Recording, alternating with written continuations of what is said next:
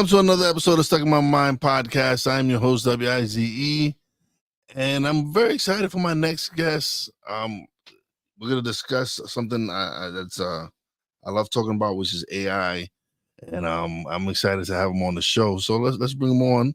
Welcome to the show, Alex Fink. Hey, Will, it's good to be here. Oh, the pleasure's mine. Pleasure's all mine. With all the misconceptions about AI, I'm really glad to have you on the show.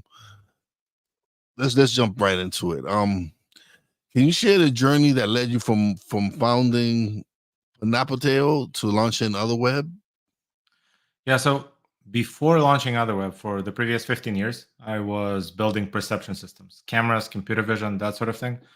And at some point, it dawned on me that the world doesn't need more cameras, and that I need to build something more useful for humanity, if you may kind of phrase it that way.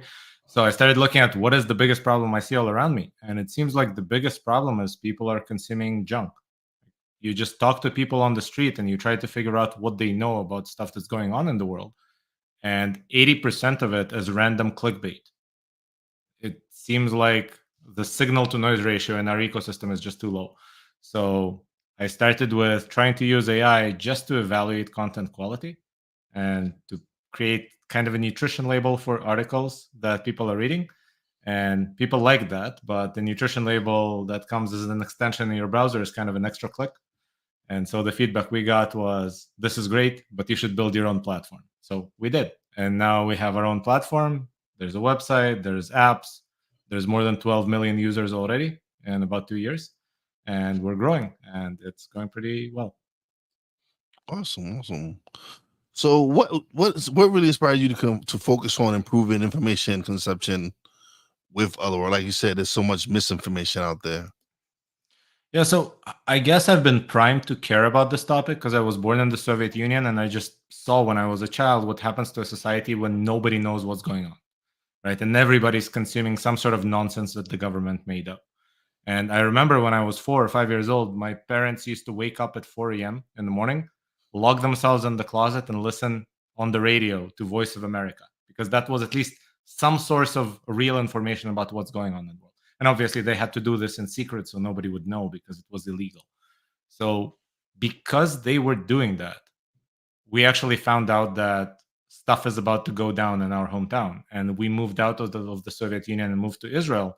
And 3 months later, there were tanks in the street because Moldova tried to invade, Russia defended it. There was a whole bunch of war. It's a region called Transnistria for geography buffs. Right? It's still kind of a separatist regime that doesn't belong to anybody, and it's this little black hole in the middle of Europe. But the point is, our neighbors didn't know that something's about to go down. My parents did. So real information actually helps you act better in the world, make better decisions. And so when I look around me and I realize that most people don't have real information, or even if they do, it's mixed in with so much nonsense that they probably can't act on it because they don't know which of these things to act on. In fact, when I look at my parents now, like the people who were the most informed when I was growing up, they can't make sense of the news right now.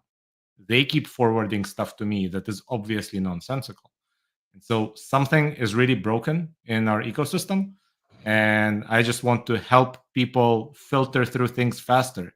So obviously, we can't make sure that 100% of what they consume is true because truth is hard to define, right? But we can at least make sure that it's slightly higher quality, that people only consume things that have external references, that aren't completely made up, that are posted on the website that is what it claims it is, not on some fake website that was created yesterday, right? That is written in a language that is meant to inform and not to persuade, right? I don't know about you or your listeners, but when I read an article and instead of talking about a bill, it says common sense bill or draconian bill, I just stop reading, right? It's clear at that point that I'm not being informed, I'm being persuaded. And I think people want to be informed. Okay. So how does Otherweb's AI technology filter out low quality content and ensure high quality news? Yeah, so the first thing we do is we scrape from a lot of different websites. So we don't just focus on a single source. We have more than 900. and they span the entire gamut from left to right. So you can think about everything from Breitbart to Mother Jones, roughly. Going more extreme than that probably doesn't make sense, but at least within this overtone window, we try to sample as much as possible. And then we run every article through about 20 different AI models. And each one of these tries to detect a specific bad trait. Like, is the headline clickbait or not? Is the language subjective or not? Is it trying to persuade versus inform or vice versa? Does it lack references? So we check for all of these things, and that's what the nutrition label is made of. Basically, all the bad stuff we could detect in the content that we could kind of agree on that it's bad. It's not left wing bad or right wing bad. It's just bad. It's downward bad, right? And so we try to do that. We filter out things that are just obviously nonsensical or fake or aren't from where they say they are from. But after that, we just try to give as much control as possible to the user. So it's the user that has a slider for every single topic and every single category and even every single emotion they want to receive from content. That's something we added at some point that people really liked, where we categorize every article by the emotion it is most likely to evoke in you. And so you can actually go and configure your feed to say, make it slightly more educational and slightly less infuriating, or vice versa. And it will reprioritize the sorting of the article just so that if you read your 50 items per day, slightly more of them will be educational and not infuriating. Okay. So, what were some of the biggest challenges you face when developing Otherweb? Well, the biggest challenge is not developing. The biggest challenge is getting eyeballs to it, making people actually know it exists, and convincing them that we are not some sort of a right wing plant or left wing plant or somebody else just trying to hijack their attention and convince them of something false as well. Right? People at this point have very low trust in media. And when you're a new media source, even if you are better and you're a public benefit corporation and all your AI models are open to the world so people can see exactly what's under the hood and make sure that there's no underhanded stuff in there, people still don't trust you. And so I think that is the biggest challenge. It's trust. Okay. How do you see the role of AI evolving and combating misinformation in the future? Well, I think AI is definitely going to be used to create content, and content creation is going to go basically to zero in price, which means we're going to get a lot more of it. And specifically, we're going to get a lot more bad content. Humans aren't capable of just coping with this influx of bad stuff. So we have to have AI on the other side, on the filtering side. Just like when spammers started automating the emails you get, people started developing spam filters. Right? When there are viruses, you need to create antiviruses. So if AI is used to generate things, and we're going to see it more and more, obviously, in the near future, we have to use AI on the filtering side as well. Now, it's worth mentioning that Otherweb is going into the content generation side as well. And we now have a product for bloggers called Autoblogger that generates blog posts for the people who automate it anyway, at least automate it better. So those are higher quality blog posts than what is out there right now. And we're also creating a product for journalists that will be released into beta next week called Ghostwriter, which basically automates all the stuff journalists hate doing but need to do anyway. Like write 5 different headlines to test, or 5 different meta descriptions for SEO purposes, or choose URL slugs, or fact check things against Wikipedia or other sources, things like that. So automating everything that doesn't make a journalist produce substantially better content, so they can focus more of their time on doing the things that only they can do. Okay. What ethical considerations guide your work with artificial intelligence at Otherweb? Well, you always have to bear in mind that AI is a very powerful tool. And every powerful tool can be used for good or for evil. The kitchen knife can be used to make a salad or to stab someone, right? Yeah. So we have to make sure that we are using it for good, that we are always prioritizing making the user's life better. And this is one of the reasons why we registered ourselves as a public benefit corporation, Because if we were a C Corp, like most companies in the US, a C Corp has a single fiduciary duty to maximize shareholder value. And at that point, even if your slogan says, don't do evil, if that comes into conflict with maximizing shareholder value, you do evil, right? And so we had to make ourselves a public benefit corporation and put our main mission as something that is binding on the company, on all executives, including myself, etc. So if I don't do something to maximize our mission, which is improve the quality of information people consume, our shareholders can sue me, right? That is a part of the controls we put on ourselves. Now, the other things in which we are trying to constrain our future selves, in a sense, is that we did open most of our models and data sets to the world. They are source available. This is done so that people can see that everything we're doing right now is not left-wing biased or right-wing biased. It's just trying to do the right thing. And if we change anything in the future, people will notice. So this basically makes it so that even our future selves, even if a few years from now somebody other than me is the CEO, we can't do anything bad without people noticing. I hope that this will become the standard for most AI companies going forward, that more and more things will be opened, not necessarily open source, but at least source available, and that most of these companies will try to bind themselves by their mission and not just try to maximize shareholder value. Absolutely. Can you tell us more about Swarmer and its applications in military technology? Because prior to you doing with Otherworld, you created other programs. What is Swarmer? Yeah, so it's not prior. Swarmer is currently operational in I'm sorry. Ukraine. It's ongoing. So Swarmer is another application of a completely different type of AI that essentially creates an operating system for autonomous drones, the military kind and the not military kind, right? So any kind of drones that need to work together as a group autonomously without a single pilot controlling each drone. Now, there's still always a human in the loop. The human sets the objectives, but you can think of it as here's my list of locations that stuff needs to be delivered to, and you can decide what needs to be delivered, whether it's going to explode or not, right? And here's the list of drones that are able to carry stuff, and this one has this much electricity left, this one has this kind of capacity, and the system itself decides what goes where and what is done how, and it has a lot of other cool features. So obviously the first application, just because that's what our world necessitates, is in Ukraine right now, and it is used by, I think, over 20 different units of the Ukrainian armed forces at this point.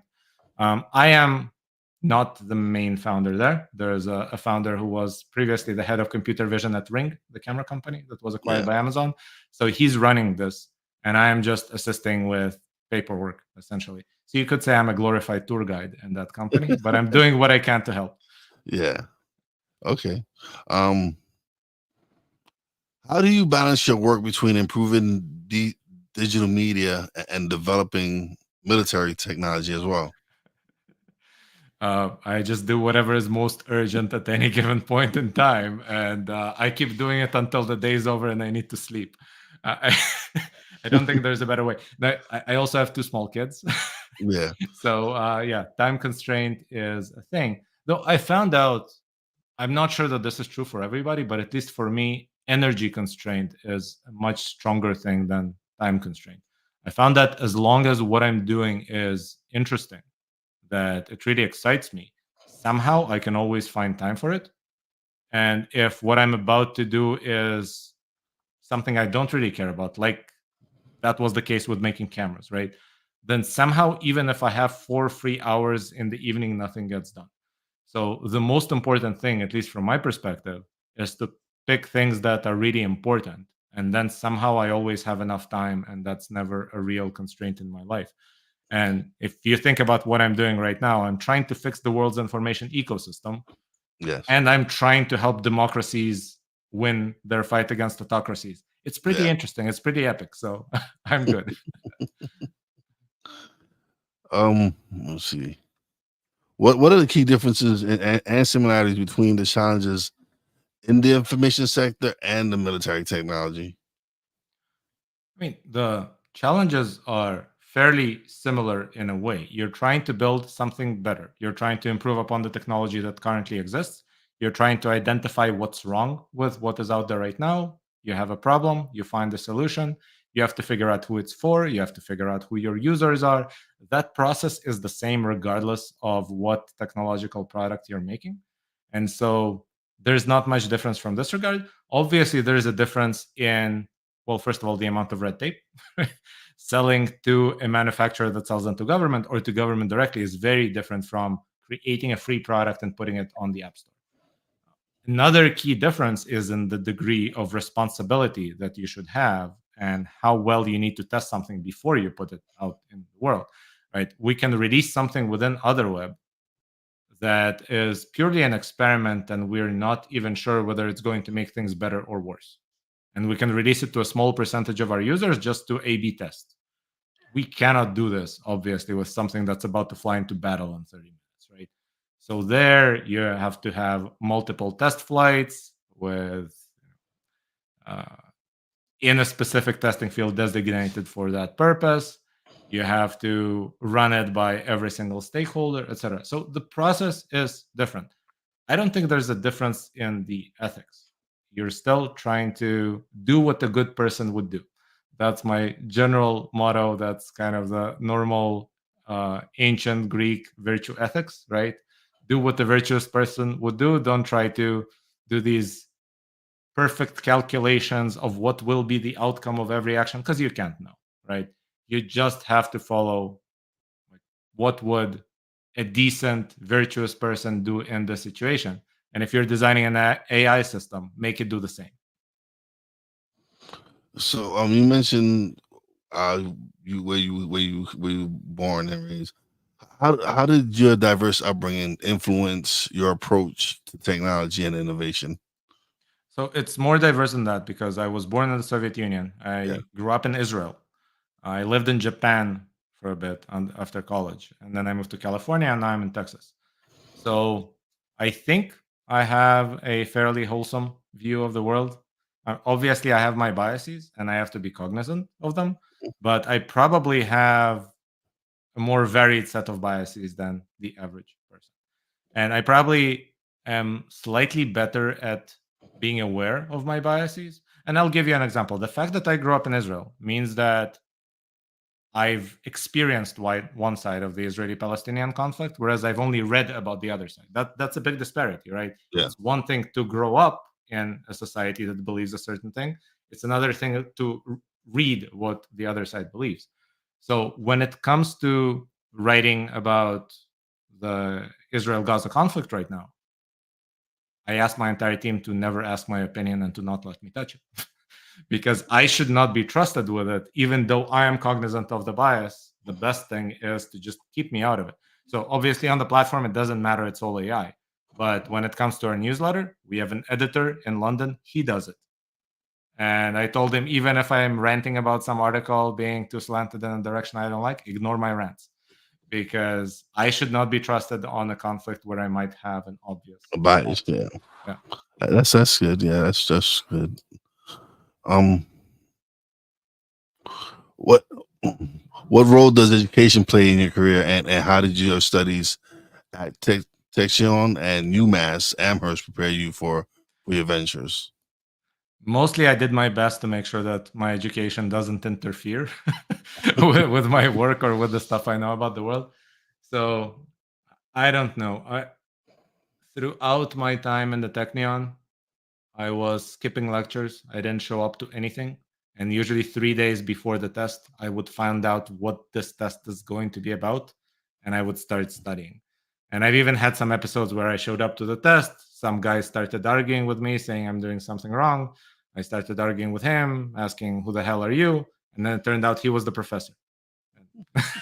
I just had no idea.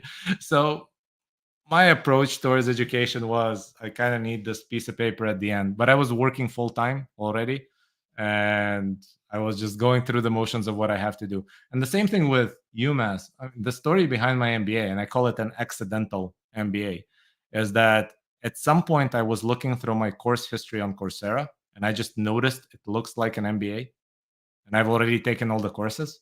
I thought, Yeah. wait a second, if I'm taking all the courses of an MBA, shouldn't I get some piece of paper at the end?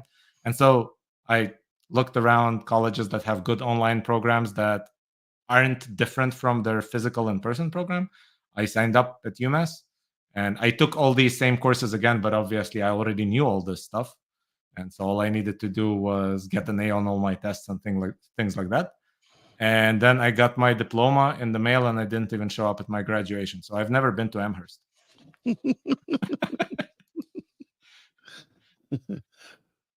How do you ensure that Otherweb remains unbiased and promotes factual information? You kind of said that with, especially with you when people when certain topics like with Israel don't involve you because of your bias. What are the other things you do? Well, I think again, within Otherweb itself, it's mostly AI doing all the work. Okay. So the way to keep the platform unbiased is to sample data from the entire spectrum, left and right, Okay. to open your models so that everybody sees they're not biased. And at some point, we actually announced a $1,000 bounty for anybody that can point to a bias in our data sets or our models. Nobody has claimed that bounty yet. So that was the main approach, is just building a system that is transparent and that doesn't introduce biases, at least none that we know of, Yeah. and then providing some sort of a mechanism for people to report it if they see a bias. Now, I can also say anecdotally that my email address is out there. And so when people delete the app because they don't like it for some reason, they tend to write me a scathing email telling me what's wrong with it. So my experience so far is that the people who complain that we are left wing and the people who complain that we are right wing are kind of balanced. They're two equal groups. So occasionally I would get an email saying, I got 3 Fox News articles in a row, you right wing bastards, right?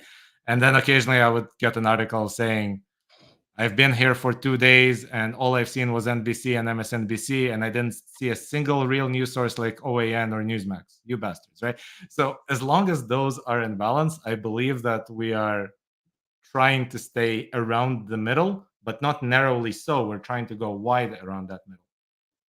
Okay.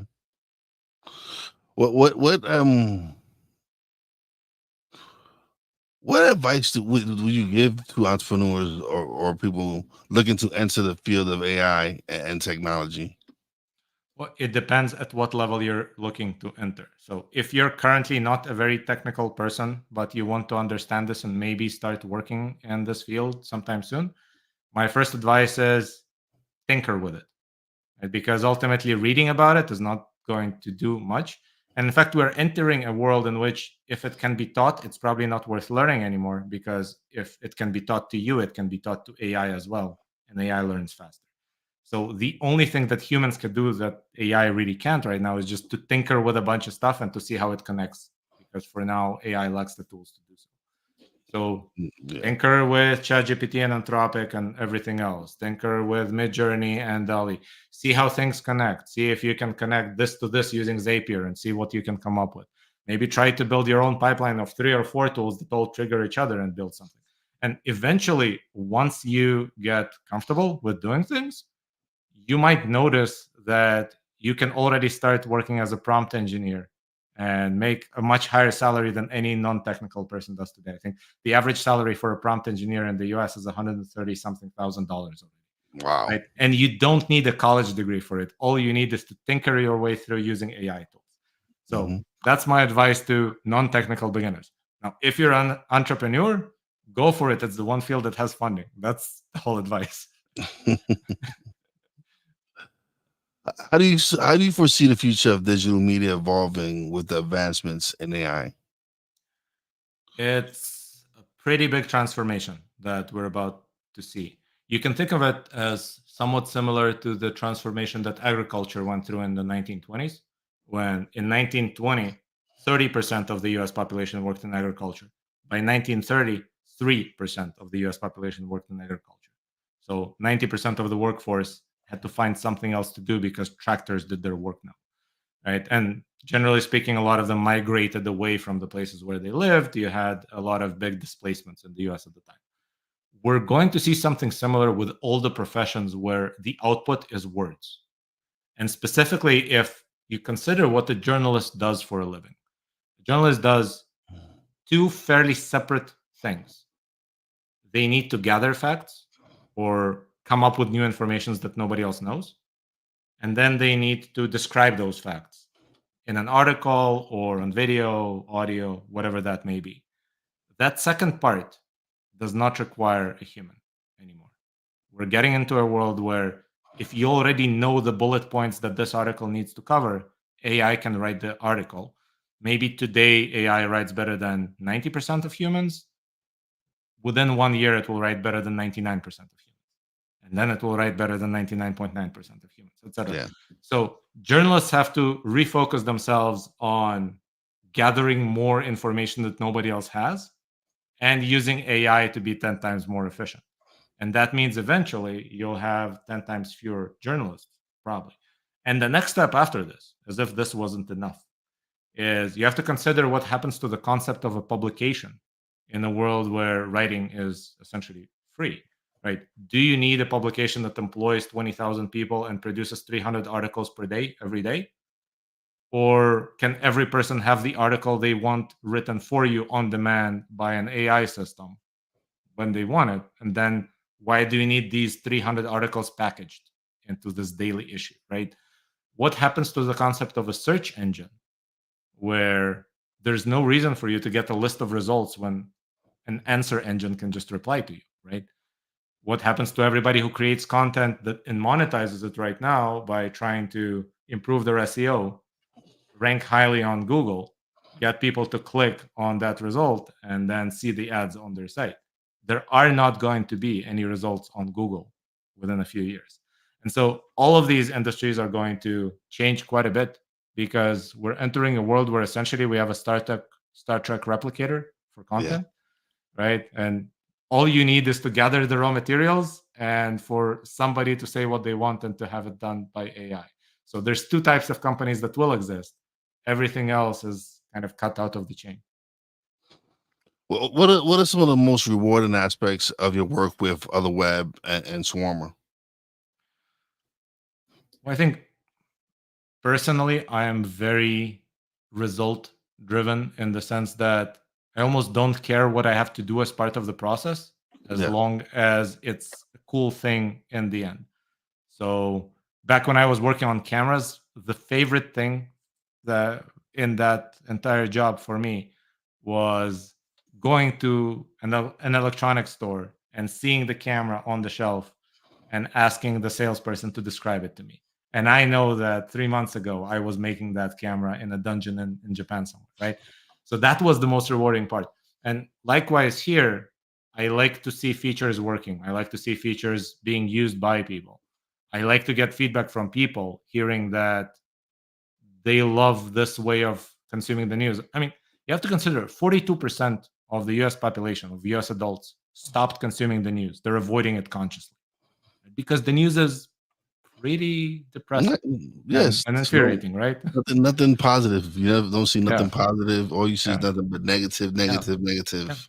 yeah. So when I get some of these people to tell me I stopped consuming the news years ago, but now I'm reading stuff again because of Otherweb, like that says that what we're doing is useful, and hopefully we can bring the same level of quality and output to the production side as well, and help journalists write better, more informative stuff, and play the clickbait or convincing game a little bit less.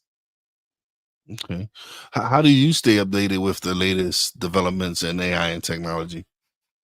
Well, obviously, I read Otherweb, but as part of my job, I also read just about everything else. And one Okay. of the reasons I ended up in this particular profession is that I've always been an information junkie. Again, maybe because I thought news is really important since I was 4 years old, right? Mm. But I've always been a speed reader and I've always been reading a lot of stuff from everywhere. And I tend to have a pretty good memory as well, maybe from playing chess. So I kind of visually remember every article that I saw and where each thing appeared on the page. So I don't think I can avoid it, honestly. Um, can you? Well, we kind of discussed that. What future projects or innovations are you excited about, both with Otherweb and beyond? I think in the entire industry, there's going to be a lot of really interesting things happening. But I'm personally really excited about the idea of helping journalists produce higher quality content and eventually going to the point of working with publishers and changing the entire process in which content is created. Now, I should mention there's some risk in there as well. Just like I said, the kitchen knife can be used either to make a salad or to stab someone, right? Yeah. We are going to try to help them write more informative, more objectively correct, more down the middle material, and to do so faster and more efficiently and free up their time so they can gather more useful facts. At the same time, AI can automate a BuzzFeed like barrage of nonsense, right? With endless A/B tests and things that just addict you to things and don't inform you at all. So we're in a bit of an arms race. We need to get into all the publications and give them tools to produce good content, because if we don't, some other AI company that is helping people create clickbait might beat us to the punch. Awesome, awesome. Alex, has been great, man, having you come on and talk about this. Now is part of the time. It's part of the show where you get to the solo screen and you get to plug away and let everybody know where they can find you and another web and everything. Well, you can find Otherweb on otherweb.com, and you can download the apps. They're called Otherweb on Android and on iOS. But even more so, I don't really care which tools you use. My one request to everybody listening is try to pay attention to what you put into your brain. Try to plan what you want to consume and how much. And if that diet includes news, try to make sure that you select that news wisely. And since being your own editor and trying to verify everything is too time consuming these days, try to find tools you can trust to help you filter through stuff.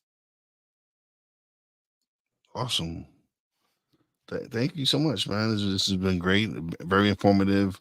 Yeah, even with me personally, I use ChatGPT, Cast Magic. I use different things that with my podcast, and it's actually helped me put in place a system on how I do my show now. So now I prepare a show before it would probably take me a couple of hours. Well, now it's cut down to 30 minutes in the process of preparing to do my show, and it's helped so much with automation and everything, and helping to get my podcast out there. And when I started 4 years ago, we didn't have any. It's just crazy. Just in the 4 years of me starting my podcast, how things have evolved and made. Like, I remember when I first started, it was work. Podcasting for me was like I learned how to edit audio, video, all this stuff, and now there's programs that does it for you. Yeah. And so, Some of the advances are pretty crazy. I've yeah, been playing around recently with a tool called Opus, where you give it a Opus Clip, long yes, bit. Yeah, yes. exactly. I got Opus That Clip. I is have that. mind-boggling, right? I use that, and I have another one, Minvio, that I have. Yeah, it's just amazing on just how things are just advancing in the last couple of years with AI and everything else and all the other tools. But there are people who won't use, like, I know a person that he will not use AI, and that's fine. That's on him. But then there's people like myself that who are willing to learn and and for me it's been very beneficial. It's helped me out a lot, and I don't have any complaints about it. Yeah. Well, I mean, I see this all the time, and honestly, I still, again, because I play chess so much, I still remember 1996. There were a lot of people who thought computers cannot possibly play chess well, and then Yeah. 1997 happened, and the computer beat Garry Kasparov, who was the world champion at the time, right? And then fast forward 20 years, we have computers that don't just play way better than a human. We have computers that play in a human way, and you can't tell the difference, right? That's what AlphaZero did in 2019.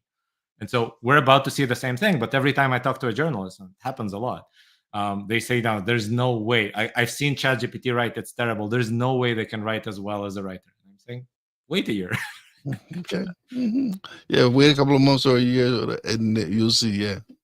Yeah, because we are at the 1996 chess level of AI. Essentially, there's You a know. year until it starts writing better than just about every human out there. Yeah. Yeah. But Alex, thank you so much for being a guest. I greatly appreciate it. Let me close out the show. I'd love to have you back on, definitely. And eventually talk about more about what you're doing and everything. This has been a great episode. Thank you. Awesome. Thanks, Will. Have a good day. Yeah, don't leave yet. Hold on. Let me Yeah, just close yeah. out I know I need to keep it open. I use StreamYard too. All right, everybody. Another great show's in the can. I had a great time talking to Alex. Shout out to my Real Wise fam, Poppy J, Brandy J. Love you guys. Shout out to the boss lady. Love you and appreciate you. Big shout out to Alex for coming, Alex Fink for coming through and sharing his story and sharing everything that he's doing. And as always, if you haven't subscribed, subscribe, share the episode, click on the bell for notifications for when new episodes appear. And as always, big shout out to all the essential workers out there. God bless y'all. Be safe. You know your boy Wise does it. Peace out.